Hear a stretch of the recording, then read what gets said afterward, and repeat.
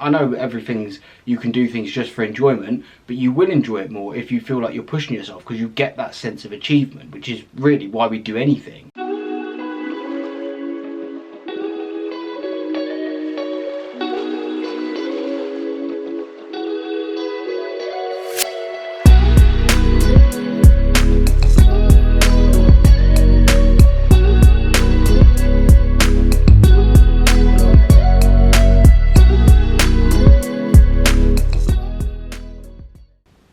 Hello boys, how are we? For those of you new here, I'm a psychology student trained to be a therapist. So on this channel we talk about positivity, mindset, well-being, mental health and all things like that. So if that sounds of interest, stick around. Today I wanted to talk about resilience and growth. This comes from something I heard the other day that Chris Williamson said. Now, I'm not going to get the quote exactly right, but what he roughly said was, when I'm doing something and it gets to the point where I feel I can't go on, I just think to myself, this is when other people stop, and this is why they don't get to the top. This is what hard feels like. And I think he's paraphrasing something that came up in his podcast with David Goggins. I'm guessing if you're watching something like this, you know who David Goggins is.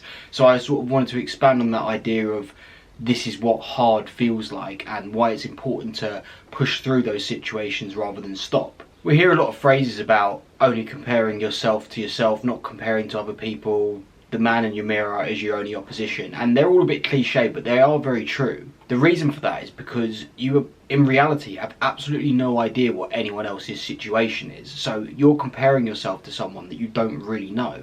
Even if it's sort of your closest friend or something like that and you think you've known their whole life, the reality is everyone is different. Because of that, you're going to have different goals, and success is going to mean different things to different people. That's such an important thing to understand, because comparing your success and your goals to other people's can either completely demotivate you or do the opposite, where overly inflate your ego. An example of this is one of my best friends at uni runs triathlons and Ironmans sort of once or twice a year. Really in shape guy, does it pretty easy. The Ironmans are sort of, I think it's a marathon, then a 100-kilometer cycle, then a swim or something like that. I have just started running, aiming to get to 10k.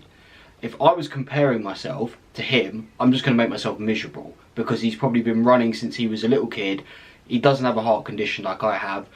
Running 10k is absolute breezy to him. That's almost a warm-up. Likewise, if he went out running with me and was beating my time convincingly, obviously as he would, and he went home thinking, oh well, I don't need to train any harder, I'm beating this guy, he's not going to grow anymore, because what's success for me isn't success for him. I've found my hard, he's found his hard. They're two completely different things. The reason knowing this area of what's hard, finding your hard, as Chris Williamson said, is because the reality is that's the only way you're going to grow.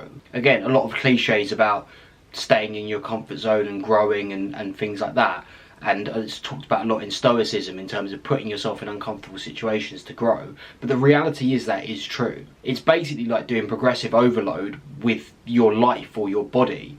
If you went to the gym and lifted the exact same weight every week, you may never drop below a point where you could lift that weight, but you're also never going to be able to lift any more. The whole point of progressive overload is each time you try and lift a bit more, you get to the point where you're plateauing or you can't lift anymore, and then you build up to that area and try to push on. Another example, when I came to university, I wasn't even sure I was going to pass my course. I'm now getting to the area where I'm getting reasonably comfortable 2-1s. Obviously I'd like a first. I could sit here and just go, well, I've got to 2-1 now, I'll just make sure that my essays don't drop below this level. But in reality, if I want to get a first, I'm going to have to do more work. So why would I not? As I've already said, comparing yourself to other people is very rarely a good thing, especially when it's people you don't know, because you have no idea what certain circumstances are or anything like that. It is best to compare yourself to where you were before.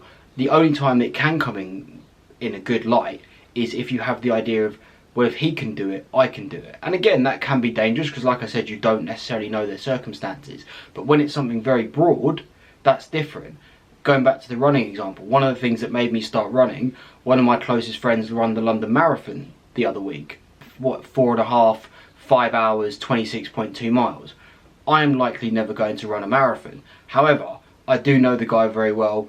I know that medically he's nothing there. He's a bit taller than me, he's obviously fitter than me, but we are still just both human beings that don't have any completely different circumstances. So in that situation, I feel it is fair to go, well, if he can run a marathon, I can probably run a 5k. Like I think marathon is like 10 5 kilometers in a row or something like that. If he can run a marathon, I can do 1/10 of that. I'm pretty confident in that. And I tried and I could. Now I've got to 5k, I go, okay, there's no reason that I can't double that. It might take me a few months to build up to it, and it probably won't be very quick, but I may as well keep going. I've spoke about this on my other videos before. If I can get to 10k, and who knows, after a bit of training, maybe 6 months, if it gets to 10k and I'm actually running them pretty comfortably, again, that's when you can start looking further and further. I get it's a completely legitimate point to say, well, you don't want to be a runner once you get to 10k, why would you keep going? And yeah, that is potentially true. It could go that I don't need to run further than 10k, I'm just going to get my 10k time as low as possible. But what is the point? I know you can do things just for enjoyment, but you will enjoy it more if you feel like you're pushing yourself, because you get that sense of achievement, which is really why we do anything. Last point on this in terms of growth, this was something I was very lucky to learn very young, because both my parents are PE teachers, but one of the best things you can do is do activities with people who are better than you. We all know that saying about you're the average of the 5 people you hang around with. If you hang around 4 millionaires, you'll become the 5th. But there is a lot to that, because you're surrounding yourself, one, you're learning off the people that you're around, and two, the mentality that those people have got to get themselves to that situation, that is just going to start to rub off on you. The millionaire one might be an extreme example, but for example, like I've said before, if I'm the fitness level I am now, if I went into the England rugby camp, I'm never going to be an England rugby player. But at the end of that 6 weeks, I'd be a hell of a lot fitter than I am now, just because of the people that I'm spending time with and their habits rubbing off on me. But that goes the other way. If you're taking value, you have to give value as well. So if you bump into someone in the gym or whatever business, whatever area you're in, and they're below you, and there's things that you can teach them, do that as well. Don't just take. If you've got valuable life experience and valuable lessons and habits to pass on to people, do that.